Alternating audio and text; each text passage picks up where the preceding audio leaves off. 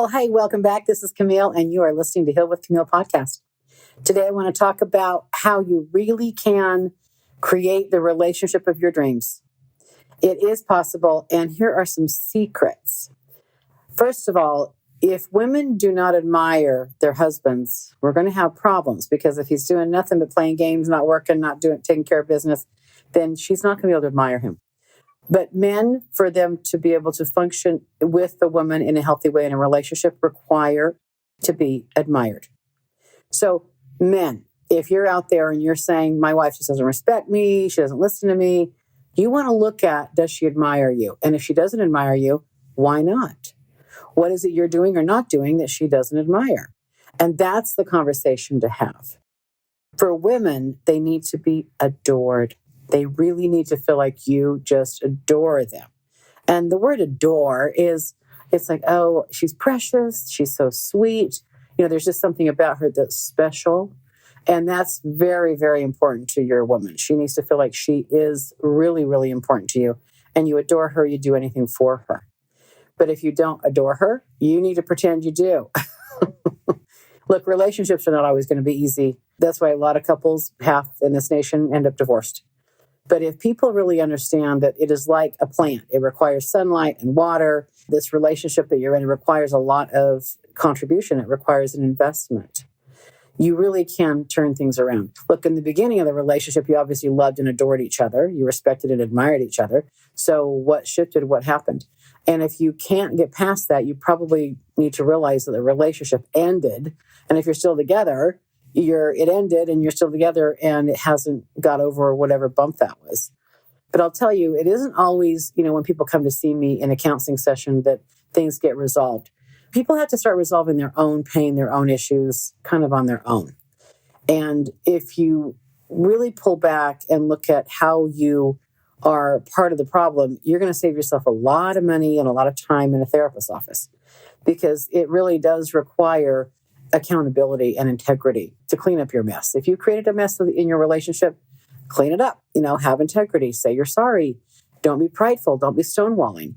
I've got the cutest couple I've been working with, and I just love them to pieces, but they really, it's like they are in this power struggle constantly. And that's the phases of relationship, right? The first phase is you're in love, you're infatuated, you can't wait to see each other, can't wait to touch each other. Like, it is just magic. You're high on love. And then something happens. You have children, or there's bills, problems. Something happens that puts it into reality. That's about 120 days in is when some sort of reality check will happen in a relationship. But if there's a power struggle phase that begins at that point, and it usually happens. That's people go to therapy when they're in a power struggle phase, and then they want the therapist to side with them, and that doesn't work. In fact, if a counselor is siding with one of you, you got the wrong therapist. But I don't agree with just sitting there and being neutral either and just saying, well, tell me how you feel. No, I will give feedback, and I'll probably be an equal offender.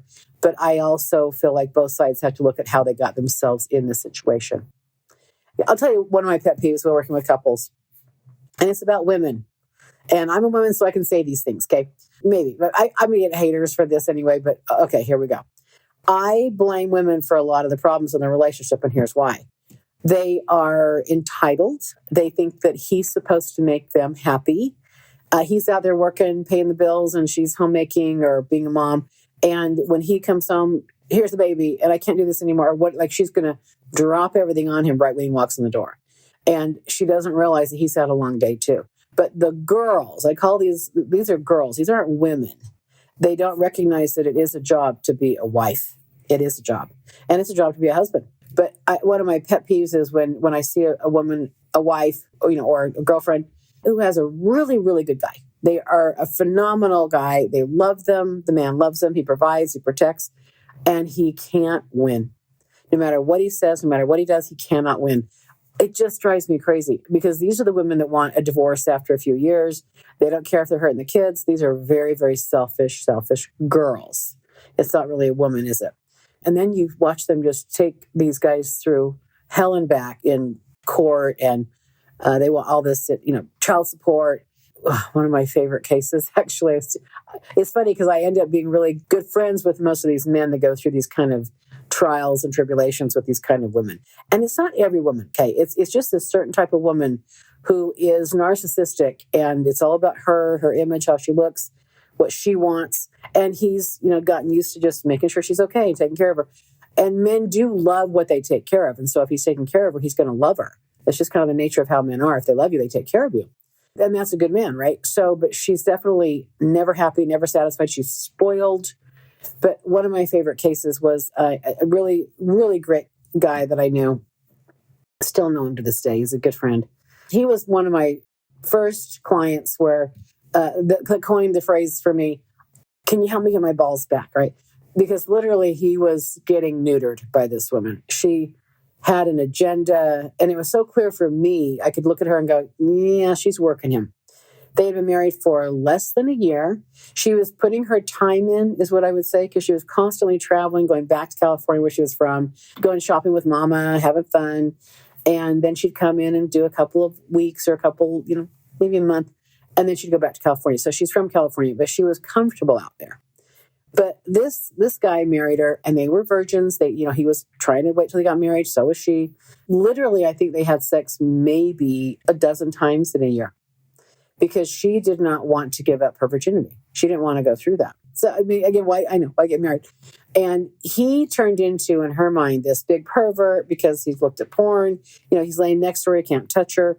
It hurts. All these different excuses. Okay. And she really didn't know what it means to be a wife. She didn't even know what she wanted. But basically, she was out to divorce him. And he had a business. He had some money. He had some assets. He didn't have a prenup when he married her. And so I think she was looking at how long do I have to, put in before I can divorce them and take half of everything. And that's what she tried to do, literally. So when I met him, he was referred to me by another client that I had helped. And literally, he missed his appointment with me, and I'm calling. I'm like, dude, you don't want to miss your appointment with me. Where are you? I'm at home. I just, he didn't want to live. He was going through such a distress. And I said, what's your address? I literally drove there. I drove to his house, and I'm pounding on the door, and I knew he's in there. I mean, of course he's in there. He finally said, I don't want to open the door. I said, get out here. I was just like not going to leave until he let me in the house. So get in there, he's in his pajamas still. It's 4 p.m. I'm like, what are you doing? You don't miss some appointments with me. What the hell's going on? So he had just got sued by her. She was taking him for everything she could. She wanted alimony. She wanted half of the assets in the business. She wanted cars. She wanted the house.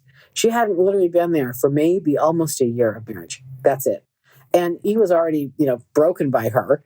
Felt guilty, ashamed of himself, like is he a sicko because he's, having to take care of himself in the shower. Like literally, it was kind of a nightmare. This woman was not there because she loved him at all. Would not suffer for him, would not put up with him, didn't cook, didn't clean. I mean, she literally just shopped. And his credit cards were all maxed out. I mean, this was just a nightmare scenario. So I said, look, I'm going to call him Joe. Joe, look, we got to get something. Like literally, I need to know what you've got on her. I need to have some sort of leverage. Obviously, she's a shopper. She's racked up all these credit cards. But is there anything else? Because she was literally telling his ward, he was Mormon, his bishop, the neighbors, that he's a pervert. He's a problem. And this guy is so not that at all. But it was how she was trying to get money out of this guy. She was going to make him look like, a monster to anybody that would listen so that she could bully him in the courtroom and get him just to sign whatever and just be done with her. That was the plan. Daddy had money. Daddy had deep pockets, and he had attorneys on call. And for sure, they had a really good attorney here in Salt Lake City. It was really funny because he said, look, the only thing that could make her look bad at all, because I said, I need something that she's done that's stupid. She's trying to exploit you for your humanity. So what is it that she has done? So he had taken some pictures of her. They're not nudes. She was in the shower. She pushed her, chest against the shower wall. And he took a few pictures just for fun. It was their honeymoon night. That never really happened then either, by the way. And if I just tell you the story, it's just like crazy. Like this woman really did not want, she had they call it the golden, anyway. So she was not going to give it up. And, man, I feel for you because it's so frustrating. I mean, so frustrating when you've got that kind of thing going on. It's like, well, then who should I be with? Because I picked you, and the only people I'm going to have sex with, the only person I'm going to have sex with is you. Like, this is you in my life. This is what I'm supposed to be doing with you. It's the only thing I do with you that I don't do with anybody else. I can break bread with other people. I can shop with them. I can hunt. I can fish. I can't do that. And men will say to me, no one's ever going to control my dick again. So that's what they feel about marriage. And this is why these kind of women just drive me crazy, because they really do ruin good men. So back to my story with Joe. So he had, probably 3 pictures. They're nothing. And you really couldn't even see anything. Just looks like flesh, on the thing. It wasn't even detailed. So I said, okay. And I helped him get an attorney. I knew a few great lawyers, and I referred him to one who's pretty just, he's military, former military, Army, just kind of didn't make a lot of money because he didn't talk a lot. Okay. But a really, really good lawyer and super smart. So he's hired this guy. And I said, look, you're going to have to figure out an angle, because she's going for his business and the house and everything else. And I said, I think you need to start another business, Mitch, and it's going to be a Hallmark card business. And you're going to tell them that you've got a few pictures, that this is the start of your new business, Hallmark cards. You're going to pitch it to Hallmark. And you need to let them know that there's pictures of her some nudes. And again, they're not fully nude, but it was just enough to turn the table on her a little bit. Because yes, she's saying he's a pervert. Well, what about you? You're being photographed. And really, it was a total perversion, because it was just an innocent moment of a young, loving couple. However, he had to have something to use. So what they did was literally put together a business plan, and they had these cards and they had these photographs. And I don't think she knew how many pictures. And, again, Joe only had a few, but he made it seem like there was a few more. Well, in court, because this was part of the settlement proceeding, this father that came to town, he was furious that there were pictures of his daughter in this kind of a situation that were going to be posted somewhere. Her head wasn't in it, and that's what they said. There's no face. And it was not legitimate, but they pretended it was. And truly masterfully handled by the attorney and Joe. They basically sold the photographs for everything that she wanted to get out of him in business and in property, etc. So it was a draw. She got no alimony. There was no children. And she got her pictures, the 3 that there were. Everything else was destroyed. They didn't do their Hallmark card business. And she walked away with nothing. And literally it saved Joe's life, because Joe, when I knocked on his door, when he opened the door, he looked like death warmed over. I thought this guy, I didn't know. I really didn't know if he was going to make it, because he was so gutted by this girl. And look, you meet her and she's just the sweetest, I want to call her little Barbie, perfect hair, beautiful, very charming. And she looks like a little Barbie. She's just impeccable in her appearance all the time, but not a lot of soul, not a lot of energy behind that. It wasn't generating anything for Joe, wasn't doing anything for Joe. He was cooking, cleaning. He made most of the meals, or they ate out. She wanted to shop all the time. She worked part-time at a clothing store because she loved their clothes, and she didn't bring home paychecks. She just bought clothes. So this was literally daddy's little girl. And in high school, we kind of date daddy's little girl. We date girls. We don't date women. So I anticipate that a lot of, boys are going to have to sort it out the hard way of what a girl and what a woman are. But Joe hadn't had a lot of dates. He was a returned missionary. He just really got targeted by this young girl. And I think she knew exactly what she was up to. And maybe she married him originally, because she loved him. And then she realized, I'm going to live here in Utah, and it's not going to be California lifestyle, and it gets cold in the winter. And maybe something will change, but it was so disingenuous how she was really staying and then not even here most of the time. She was in California, but she'd come back and forth a little bit just to pretend she was married, so that I think she could file for a divorce and get everything she wanted out of this guy. Didn't work. This time around was a success story, but I have seen so many cases where women like this, girls like this, gold diggers like this, what do you want to call them? They really give, good girls a bad name, because they are greedy and they're out to ruin men. And look, this does ruin men. And Joe had a really sweet mom. And I noticed that if a guy's got a really kind, good, giving mother, man, they are just targets, because they don't see it coming. They don't understand the wiles of women. And I think women know women. I can meet somebody and kind of go, yeah, there's some selfishness there. And I think men know men. I think that's just how it works. But Joe was totally blindsided by this girl, and then believed everything she was saying about him. He didn't have his terms figured out as a man. And look, when a guy goes through something like this, sure enough, you better figure out who you are as a man on the inside, because if not, you're gonna lose yourself. You're totally gonna go under. And this was him. He was at the point of eating a bullet. He was like, I can't do this. And then his neighbor thought he was a monster. He did sell the house. He had to move. She did do damage to his. He loved that. He loved the house. He loved the ward. She did damage to him. She did. but it was worth it to just get away from that toxicity. He left the state, he's somewhere else, and he's doing really well. He married a genuine, sweet, sweet girl, an amazing single mom.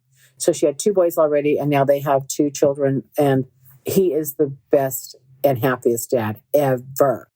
So there is hope. If you are a man out there listening to this podcast and you have been totally put together, or you're going through an ugly, bitter, just nauseating kind of divorce, and the worst time is if there's children involved. Oh my gosh.